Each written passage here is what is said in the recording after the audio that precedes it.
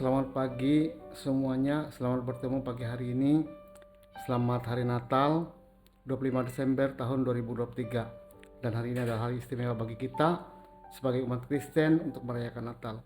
Selamat bertemu pada pagi hari dalam layanan podcast Kabar Bahalap Majelis Jemaat GKI Palangka 1. Saya Pendeta Ben Harkasura dari Majelis Jemaat GKI Palangka 1 lingkungan pelayanan 4. Sebelum kita membaca dan merenungkan firman Tuhan, mari kita bersama-sama berdoa. Bapa di dalam surga, Allah kami yang kudus, Allah kami yang hidup, kami menyerahkan seluruh rangkaian pembacaan firman Tuhan dan renungan pada pagi hari ini ke dalam tangan Tuhan. Bila kami yang menyampaikan dengan urapan kuasa Roh Kudus Tuhan, dan semua kami yang akan mendengarkannya diberkati oleh Tuhan.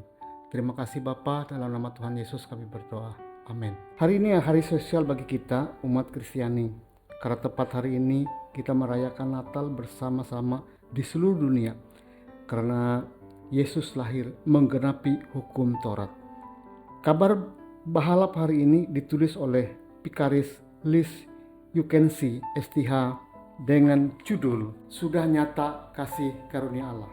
Nas hari ini sesuai dengan amanat Gereja Kalimantan Panglis, terambil dari Titus pasal 2 ayat 11-15, dan Lembaga Alkitab Indonesia memberi judul atau perikop Kasih Karunia Allah Menyelamatkan Semua Orang.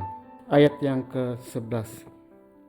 Karena kasih karunia Allah yang menyelamatkan semua manusia sudah nyata. Ia mendidik kita supaya kita meninggalkan kefasikan dan keinginan duniawi, dan supaya kita hidup bijaksana, adil, dan beribadah di dalam dunia sekarang ini. Dengan menantikan penggenapan pengharapan kita dan penuh kebahagiaan dan penyataan kemuliaan Allah yang maha besar dan juru selamat kita, Yesus Kristus, yang telah menyerahkan dirinya bagi kita untuk membebaskan kita dari segala kejahatan dan untuk menguduskan bagi dirinya semua umat, kepunyaannya sendiri, yang rajin berbuat baik. Beritakanlah semuanya itu, nasihatnya, dan yakinlah orang dengan segala kewibawaan. Janganlah ada orang yang menganggap engkau rendah. Demikian bacaan Alkitab kita pagi hari ini. Tuhan Yesus bersabda, yang berbahagialah setiap orang yang mendengarkan firman Tuhan dan yang memeliharanya. Amin. Kasih karunia Allah sudah nyata, tidak hanya kepada orang Yahudi saja, tetapi dinyatakan kepada semua orang. Anugerah keselamatan itu diberikan kepada semua orang. Anugerah keselamatan tidak membiarkan hidup kita sembrono. Anugerah menggerakkan pola hidup kudus. Ia mendidik kita supaya kita meninggalkan kefasikan dan keinginan duniawi, dan supaya kita hidup bijaksana, adil, dan beribadah dalam dunia sekarang ini. Di ayat 15, Paulus mengingatkan Titus untuk pertama memberitakan kabar kesukaan tentang kasih Kristus, kasih karunia Allah yang menyelamatkan semua orang, bahwa Kristus telah menyerahkan dirinya untuk membebaskan kita dari segala kejahatan. Kedua, menasehatkan atau membina orang-orang yang telah dimenangkan untuk membangun karakter kehidupan Kristiani yang baik, yang berbeda dengan dunia ini. Dengan kata lain, sebetulnya Paulus berbicara tentang dunia jenis perubahan, yaitu menerima kasih karunia Allah yang menyelamatkan, serta perubahan kehidupan dari kehidupan yang bersifat duniawi menjadi kehidupan yang berkenan kepada Allah. Mungkin kita pernah mendengar pertanyaan bernada miring seperti ini. Enak sekali menjadi orang Kristen, tinggal percaya kepada Yesus, kemudian diselamatkan. Boleh seenaknya berbuat apa saja, kemudian dosa-dosanya diampuni. Ini anggapan sementara orang yang tidak mengerti ajaran kekristenan, yang sesungguhnya memang benar kekristenan mengajarkan bahwa keselamatan adalah anugerah Tuhan semata.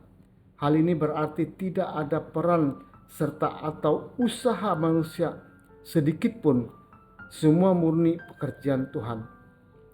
Anugerah diperlukan karena tidak ada cara lain, termasuk perbuatan baik manusia sekalipun, untuk menyelamatkan manusia dari hukuman dosa. Tetapi bukan berarti orang Kristen setelah diampuni dan diselamatkan kemudian boleh berbuat apa saja. Orang yang sudah mendapat anugerah Allah akan belajar siapkah Allah, karakter dan kehendaknya. Pengenalan akan Allah selanjutnya memberi kita motivasi untuk hidup seturut dengan kehendak. Orang-orang menerima keselamatan berarti diubah oleh kasih karunia Tuhan. Kasih karunia yang menyelamatkan itu terjadi melalui pengorbanan Kristus di kayu salib. Maka kasih karunia mendorong penerimanya untuk menyenangkan Tuhan dalam segala sesuatu yang dilakukan, bukan hanya masalah hidup dan bermoral atau keinginan duniawi yang jahat. Bisa saja orang yang tampak baik-baik tidak memiliki tempat bagi Tuhan dalam hidupnya.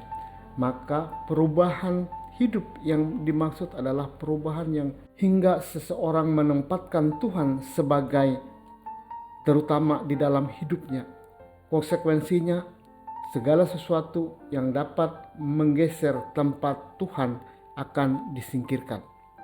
Orang Kristen yang sungguh telah mengalami perubahan menolak keegoisan, kesombongan, ketamakan, dan segala kesenangan hidup dalam dosa.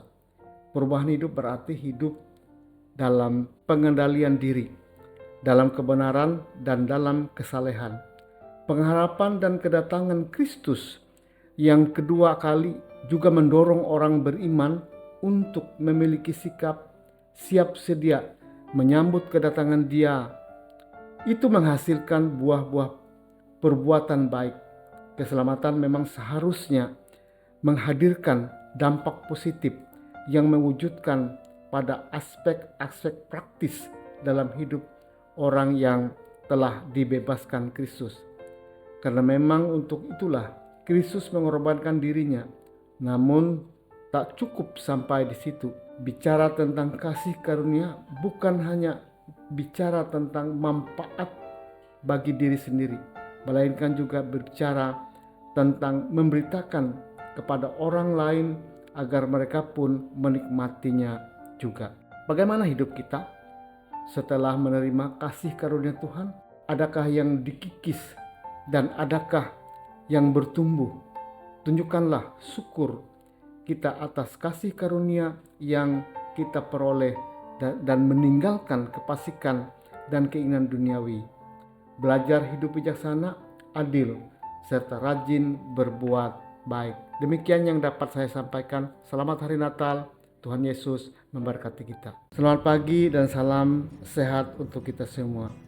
Jangan lupa like, komen, subscribe, dan membagikan program pelayanan ini kepada semua orang, agar melalui pelayanan ini Tuhan berkenan menjangkau kita dan menjangkau semua umatnya. Terima kasih. Selamat pagi. Tuhan Yesus memberkati. Amin.